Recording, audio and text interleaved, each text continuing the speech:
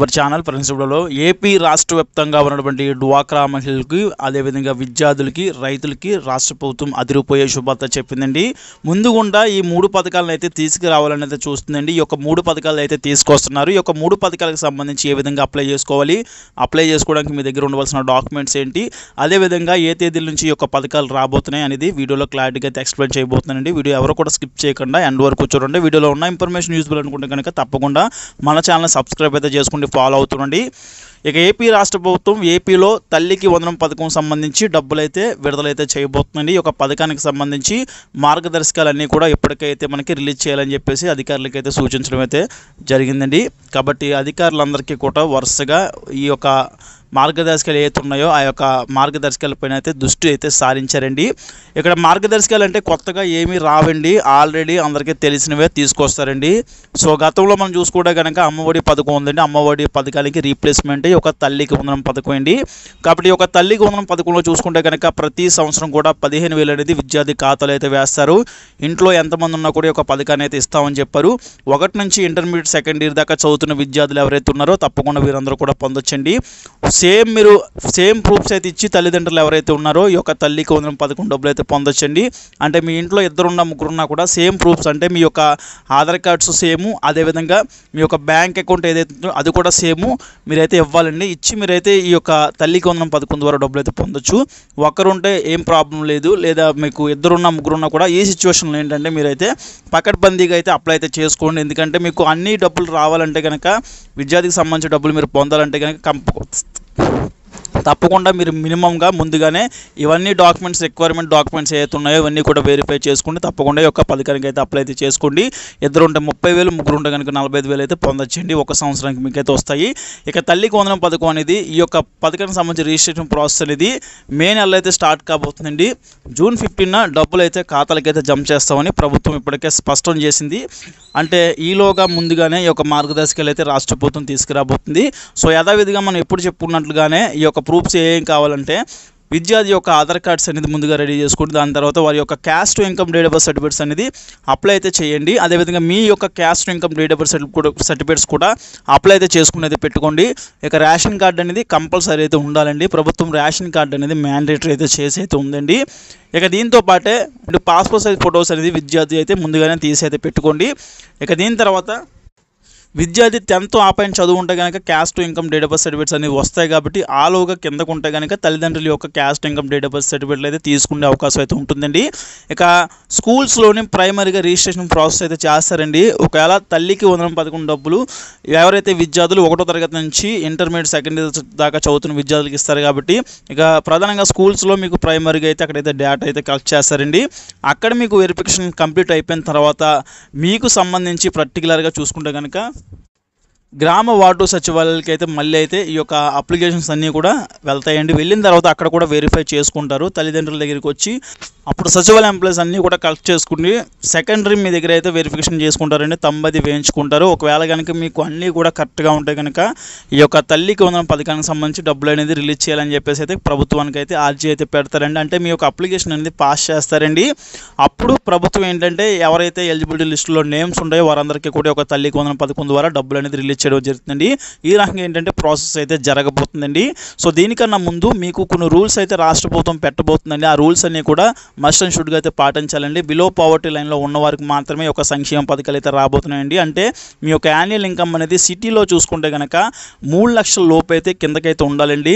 ఇక విలేజెస్లో చూసుకుంటే కనుక 2,50,000 కన్నా తక్కువే ఉండవలసి అయితే ఉంటుందండి.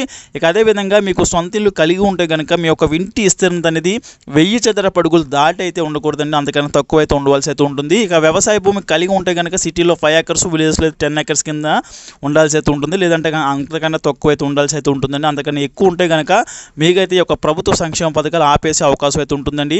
ఇక మాగానే అయితే 2 ఎకరాలు, ఇక మెట్ట అయితే కనుక 8 ఎకరాలు మొత్తం ఇలా కలుపుకుని 10 ఎకరాల కింద కూడా రాష్ట్ర ప్రభుత్వం పెట్టే అవకాశం అయితే కనిపిస్తుంది. ఇక ప్రభుత్వ ఎంప్లాయీస్ ఎవరైతే ఉన్నారో వారికైతే రావండి. ఇక ఇన్కమ్ ట్యాక్స్ అనేది గత 2 సంవత్సరాలుగా ఎవరో కూడా పే చేసి అయితే ఉండకూడదండి. అలా పే చేసి ఉన్నట్లయితే కనుక అప్పుడు కూడా కూడా మీకైతే ఈ యొక్క ప్రభుత్వ సంక్షేమ పథకాలు అయితే రాష్ట్ర ప్రభుత్వం ఇవ్వదండి. ఇక దీంతో పాటు లగ్జరీగా 4-వీలర్ వెహికల్ ఎవరైతే కొనుక్కుని తిరుగుతూ ఉంటారో, ఇక ఎవరైతే కార్ అనేది వారి పేరు మీద రిజిస్ట్రేషన్ అయితే చేసుకుని ఉంటారో అలాంటి వాళ్ళందరికీ కూడా ఒక ప్రభుత్వ సంక్షేమ పథకాలు అయితే రావండి. వృత్తి విద్య ఎవరైనా వాహనాలు కొనుక్కుంటూ వాడుతుంటే కనుక, అంటే వారి ఉపాధి కోసం ఆటో, ట్యాక్సీ, మ్యాక్సీ ఇట్లాంటి కార్లు ఏమైనా ఉపయోగిస్తున్నట్లయితే కనుక ఆ సిచ్యువేషన్లో ఏంటంటే ఒక ప్రభుత్వ సంక్షేమ పథకాలు అయితే వస్తాయండి. ఇక లగ్జరీగా ఎవరైతే కొనుక్కుని తిరుగుతుంటారో కార్ అనేది అప్పుడైతే రాదండి. కంపల్సరీ రాష్ట్ర ప్రభుత్వం యొక్క ప్రభుత్వ పథకాలు అయితే ఆపేసే అవకాశం అయితే ఉందండి. ఇక దీంతో పాటు కరెంటు బిల్ అనేది కూడా మీరు ఎక్కువ యూజ్ చేస్తే కనుక చాలా వరకు రిడ్యూస్ చేయండి. 300 యూనిట్ల కన్నా తక్కువ అయితే వాడడానికి అయితే ట్రై చేయండి. ఎందుకంటే రాష్ట్ర ప్రభుత్వం ఒకేసారి యావరేజ్ అయితే తీసుకునే అవకాశం అయితే ఉంటుందండి. యావరేజ్ తీసుకున్న టైంలో అప్పుడు మీకు కనుక కరెంటు బిల్ ఎక్కువ వచ్చినట్లయితే కనుక సంక్షేమ పథకాలు ఆపేసే అవకాశం అయితే ఉంటుందండి. కాబట్టి కరెంటు బిల్లు కూడా ప్రతి నెల కూడా మీరు వాడే కరెంటు బిల్లు మినిమం 200-250 ఈ లోపే ఉండేటట్టయితే చూసుకోండి. ఓవరాల్గా 6 నెలలకు కానీ 7 నెలలకు కానీ రాష్ట్ర ప్రభుత్వం యావరేజ్ తీసుకునే అవకాశం అయితే ఉంది. ఇక దీంతో పాటు డ్వాక్రా మహిళలు చూసుకుంటే కనుక డ్వాక్రా మహిళకి బ్యాంకుల నుంచి అయితే లోన్స్ అయితే ఇస్తున్నారండి. బ్యాంకుల నుంచి వీరికైతే డ్వాక్రా మహిళలు ఎవరైతే ఉన్నారో 10 మంది సభ్యులకు కూడా బ్యాంకుల నుంచి 10 లక్షల లోన్స్ అయితే ఇస్తున్నారండి. ఒక 10 లక్షలు కూడా 10 మంది సభ్యులు మనిషికి ₹1,00,000 చెప్పుని డివైడ్ చేసుకుండి అసలు తీసుకుని అసలు కట్టేస్తే చాలండి. దీనిపైన ఎంతైతే ఇంట్రెస్ట్ బ్యాంకులు వేస్తాయో ఆ యొక్క ఇంట్రెస్ట్ మొత్తం కూడా రాష్ట్ర ప్రభుత్వం 0 వడ్డీ పథకం ద్వారా అయితే జమ చేస్తుందండి. అలా 0 వడ్డీ పథకం ద్వారా సంవత్సరానికి ఒకసారి కానీ లేదా 2 సార్లు కానీ ఒకేసారి డబ్బులు అనేది రాష్ట్ర ప్రభుత్వం జమ చేయడం అయితే జరుగుతుందండి. ఇక డ్వాక్రా మహిళకి ఒక లోన్స్ అయితే ప్రొవైడ్ చేయడం అయితే జరుగుతుందండి. దీంతో పాటు పలు రకాల ఇంకా సంక్షేమ పథకాలు డ్వాక్రా మహిళకి వస్తాయి. ఇక దీంతో పాటు ఇక కొంత అమౌంట్ కూడా వీరికైతే సబ్సిడీ కింద అయితే రాష్ట్ర ప్రభుత్వం చెల్లిస్తుందండి. ఇక వీరు 50,000 ఫర్ ఎగ్జాంపుల్ ₹1,00,000 తీసుకుంటే కనుక 50,000 సబ్సిడీ పోతే 50,000 వీరికి కడితే సరిపోతుంది. అదేవిధంగా 5% మీద వీరికి శ్రీనిధి పథకం ద్వారా లోన్స్ కూడా ప్రొవైడ్ చేయడం అయితే జరుగుతుంది.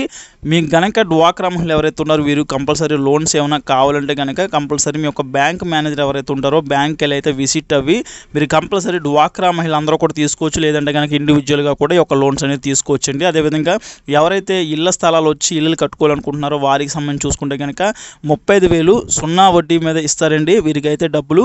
అదేవిధంగా పలు రకాల డబ్బులు కూడా వీరికైతే ప్రొవైడ్ చేయడం జరుగుతుంది. అంటే ఇల్లు కట్టుకునే వారికి ప్రధానమంత్రి ఆవాస్ యోజన పథకం ద్వారా ఎక్స్ట్రాగా డబ్బులు అయితే అలౌ చేశారండి. అంటే వీరికి 50,000, 75,000, ₹1,00,000 దాకా కూడా వీరికైతే వీరి యొక్క క్యాస్ట్ బట్టి వీరికైతే ఇల్లు కట్టుకునేందుకైతే సహాయం అయితే ప్రధానమంత్రి ఆవాస్ యోజన పథకం ద్వారా ఎక్స్ట్రాగా అయితే పే చేస్తున్నారండి. ఇవి అయితే డబ్బులు ఇచ్చిన తర్వాత మీరైతే తిరిగి కట్టవసరం లేదండి. మీ యొక్క ఇల్లు అనేది కట్టుకోవచ్చండి. ఈ రకంగా రాష్ట్ర ప్రభుత్వం వీరందరికీ కూడా బెనిఫిట్ అయితే చేకూరుస్తుందండి. ఇక దీంతో పాటు రైతులకు సంబంధించి 20,000 అనేది ఒక 2025 సంవత్సరం సంబంధించి అయితే ఇస్తున్నారండి. రైతులు ఎవరైతే ఉన్నారో వీరందరికీ కూడా పెట్టుబడి సాయం కింద యొక్క డబ్బులు అనేది యూజ్ అవ్వబోతున్నాయండి. 2025 సంవత్సరం సంబంధించి ఎవరైతే రైతులు భూమి కలిగి ఉంటారో వారందరికీ కూడా సంబంధించి ఎవరైతే ఈకేవైసీ అనేది సకాలంలో కంప్లీట్ చేసుకుని ఎవరైతే అప్లై అయితే చేసుకుని ఉంటారో వీరందరికీ సంబంధించి కూడా అన్నదాత సుఖీభవ పథకం ద్వారా 14,000 అయితే రాష్ట్ర ప్రభుత్వం ఇవ్వబోతుంది. 6,000 అయితే కేంద్ర ప్రభుత్వం అయితే ఇవ్వబోతుందండి. మొత్తం కలుపుకుని 20,000 అనేది అన్నదాత సుఖీభవ పథకం ద్వారా డబ్బులు అయితే రాబోతున్నాయండి వీరికి సంబంధించి. ఈ రకంగా రైతులు ఎవరైతే యాక్టివ్గా ఈకేవైసీ కంప్లీట్ చేసుకుంటూ ఉంటారో వారందరికీ కూడా డబ్బులు అయితే పడబోతున్నాయండి. ఇక దీని తర్వాత ఏప్రిల్ నెలకు సంబంధించి మత్స్యకారులకి 10,000 + 10,000 20,000 అనేది నిరుద్యోగ భృతి కింద అయితే వీరికి ఇస్తున్నారు. అంటే వీరికి 2 నెలల పాటు వీరికైతే ఎటువంటి వేటలు కూడా ఉండవండి. ఈ టైంలో ఏంటంటే వీరికి ఎక్కడికి కూడా వెళ్ళరు. అలాంటి టైంలో వీరికి ఏంటంటే సముద్రం వేటకి వెళ్ళకూడదు కాబట్టి ప్రభుత్వం నిషేధం పెట్టింది. కాబట్టి వీరికి సంబంధించి నెలకి 10,000 చొప్పున 2 నెలల పాటు వీరైతే ఉండాల్సి అయితే ఉంటుందండి. వీరికి 10,000 చొప్పున 20,000 అనేది ఖాతాలు అయితే మత్స్యకార భరోసా కింద అయితే అందిస్తుందండి. 20,000 అనేది పొందొచ్చండి. ఈ రకంగా రాష్ట్ర ప్రభుత్వం ఏంటంటే ప్రధానంగా ఈ యొక్క పథకాలు అయితే ముందుగా తీసుకురావాలని బడ్జెట్లో కూడా కేటాయింపులు అయితే చేసి అయితే ఉందండి. ఈ యొక్క పథకాలు అయితే వరుసగా రాబోతున్నాయండి. ఇక ఈ యొక్క సంక్షేమ పథకాలకు సంబంధించి రాష్ట్ర ప్రభుత్వం నుంచి ఎప్పుడు ఏ చిన్న అప్డేట్ వచ్చినా సరే నేనైతే వీడియో చేసి తెలుపుతాను. కాబట్టి తప్పకుండా మన ఛానల్ అయితే సబ్స్క్రైబ్ అయితే చేసుకోండి, ఫాలో అవుతున్నాను.